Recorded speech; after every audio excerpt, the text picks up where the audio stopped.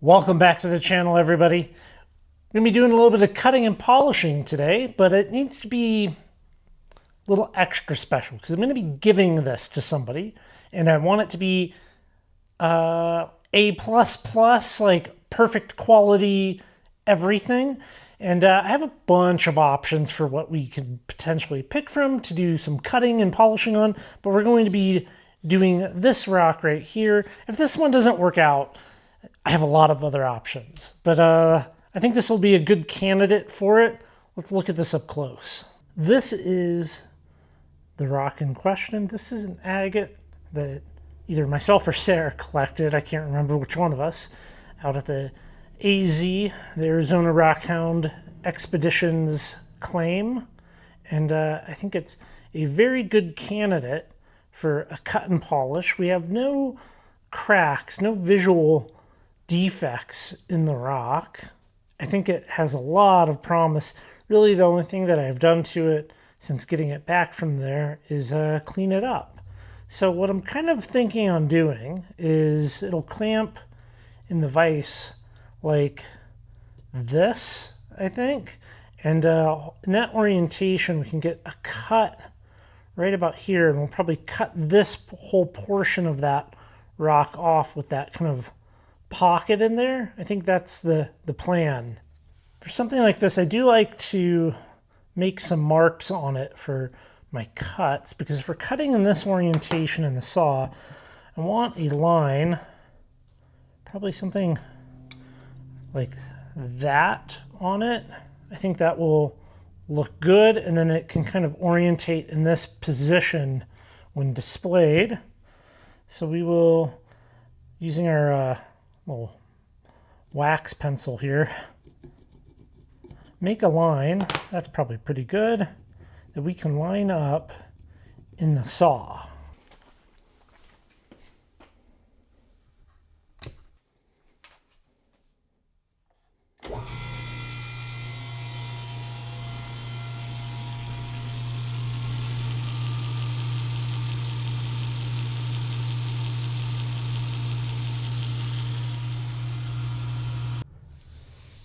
Cut went pretty well.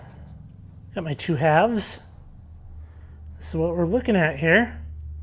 So this is the side that I think I'm not going to polish. But let's wet this real quick. Obviously similar to the other side. I nailed that hole there pretty well. Okay. We have some pretty rich colors in this. I think we're good on that. This little vug right here, which has some botryoidal chalcedony in it, is kind of a nice, I guess, accent to it. This side, which has the other piece, there's some issues. So right away, maybe you can spot them. We have a little bit of kind of like a more porous portion of it. You can see it better in this one maybe. That right there and that right there is something that we're going to have to contend with on this. And there's some tricks to that. This little vug, I think, gives a lot of interest to the piece. However,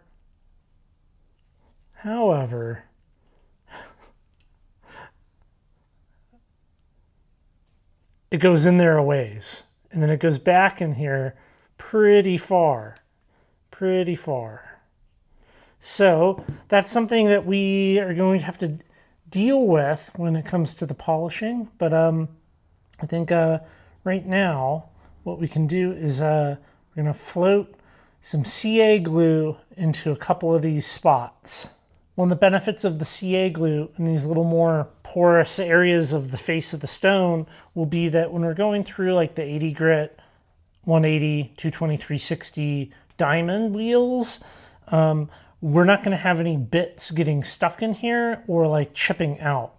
And I would recommend, I like this stuff, this Bob Smith Industries stuff. And what I like to do is I will put some on, like a drop on a toothpick, and we will kind of paint it on here.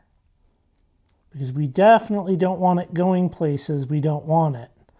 I.e. the face of the stone, or, the sides of it, because we want it only on the portions that we are going to be polishing, because we're going to, the second this stuff hits an 80 grit, it's going to go away. Well, all the stuff that's on the surface is just going to immediately go away.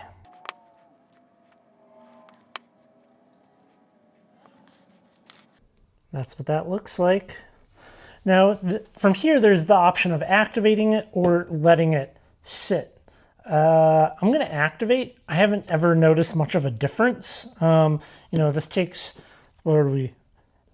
3 hours for full cure, or a matter of seconds, right?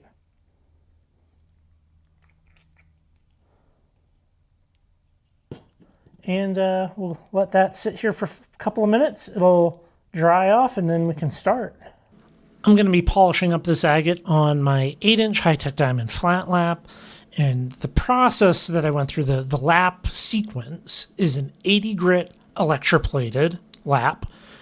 I had a hard time with that, so I then went over to my 220 sintered wheel, back to the 80 grit electroplated, back to the 220 sintered wheel.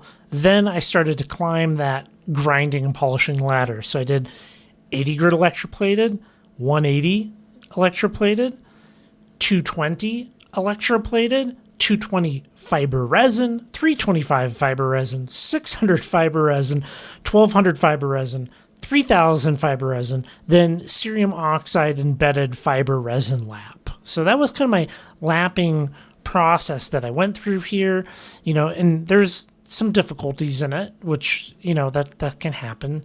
But it's important to point out that I'm only going through that exact sequence because I want this to be like a picture perfect agate. I want it to be really, really good. Now, that's kind of polishing for a photo, which is different than polishing for your eyes, which there's different levels to this, and I spent years kind of struggling with this idea that my polishes didn't look what I was seeing on the internet. Only later did I realize that a lot of the polished stones that I was seeing other people show, they're using lighting, they're using the HDR mode on their phones, and they're really obscuring any mistakes that they made. And you have that whole issue going on. And then you have this issue of people not being realistic with what you're seeing and kind of love bombing other people. Like your friend posts a picture and you're like, oh my gosh, that's amazing. I can't believe how great that is. But in actuality, it's like a C+. It's like an average thing. It's not an above average thing. It's just the norm, the average. I mean, of course, some people do only produce the very best work that there is, but that's not normal. That's not the common thing that you're going to see out there. And I think everybody, including myself, everybody should be able to be more realistic about your work and be more critical of your work. You'll get better. I certainly did. So that's, my little advice to you is to not think everything you do is the best thing in the world. There's always room for improvement. And that's the first step towards getting a better polish on these stones, is realizing that maybe you don't know what you're doing sometimes. Here's a 600 grit. The 600 grit's looking pretty good. I had a couple issues getting here, but hey, that happens sometimes. But with the digital microscope, we can kind of come in here and we can do a little inspection. And kind of the primary area that I want to take a nice photo of is right around that vug. So I'm not exactly sure how big, but I think as far as my polish goes, I think we're safe to move on up at this point, because, if at this stage, if I have to go back a stage or two or whatever, I think would be fine. It wouldn't be too heartbreaking, but having to go back at, 14,000 or cerium and fix something that's not going to cut it for me. So I'm pretty satisfied. This is where we started, kind of what that side looks like, and this is where we ended. Obviously, there's like some more porous areas of the rock right in there and right in there, but this is the area that I'm most interested in taking a photo of. I'll take a series of photos and see how it comes out. I do think that I'm probably wise to end at the resin embedded, cerium oxide embedded resin fiber lap, ending it there versus getting a slightly finer polish with the carpet wheel, because just like it's going to be really hard to get any like polish out of that deep pocket. I mean, if you remember, I shoved a toothpick in like that deep into it. So let's set up the photo stacking rig. I'm gonna be doing a full stack on this thing. This is my rig, my budget rig. People have a lot fancier things than this. But my camera that I'm filming on right now is the Sony a6700. I'll be switching out my lens for the wow. Oh, I don't know how you say that, but it's a 65mm macro lens, and got double gooseneck lights, diffused. Probably turn that thing off so we don't catch a reflection, and we'll lift the rock up while taking a series of photos, and we'll build our stack.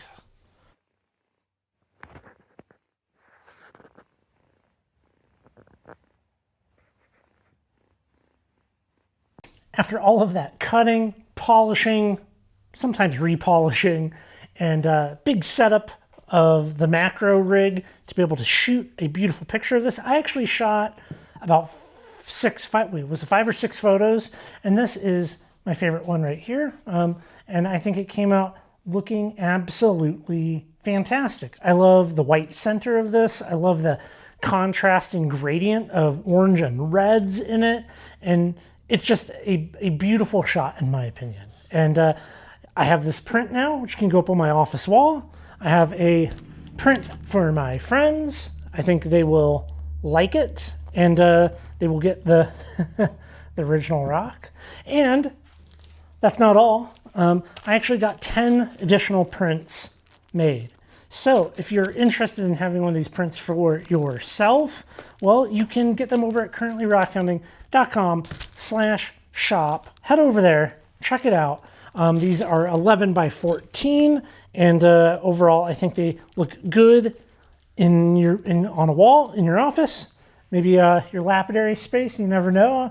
And enjoy, everybody. I think in the future, I'll probably be doing some more macro imagery like this. I feel like I'm at a point now with the setup and all the different steps that I go through to actually be able to take some print-worthy images. So, hope you enjoyed. Hopefully you learned something. Once again, go check out the website. Links down below in the description box.